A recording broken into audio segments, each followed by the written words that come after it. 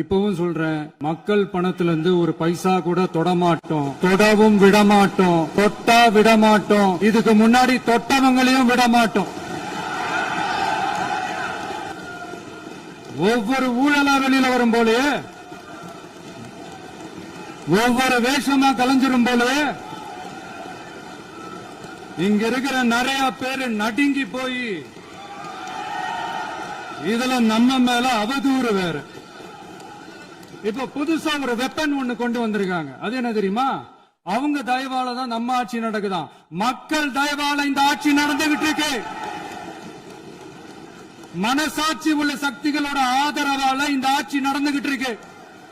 நாங்க தான் அனுப்பி வச்சோம் அப்படின்றாங்களே. அனுப்பி வச்சவங்களுக்கு மினிஸ்ட்ரியில இடம் கொடுத்தா ஏன் கதறீங்க? ஏன் இவ்வளவு கோவம்? ஏன் இவ்வளவு கதறல்?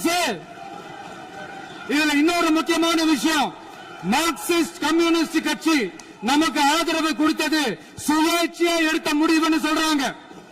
அதே மாதிரி இந்திய கம்யூனிஸ்ட் கட்சி நமக்கு ஆதரவு கொடுத்தது சுயேட்சையா எடுத்த முடிவுன்னு சொல்றாங்க. இதுல எங்க இருந்து நாங்க தான் அனுப்பி வச்சோம்னா புரியலையே. மக்களுக்கு நல்லா புரியும், எல்லாத்தையும் தெளிவா பார்த்துக்கிட்டு இருக்கிறாங்க.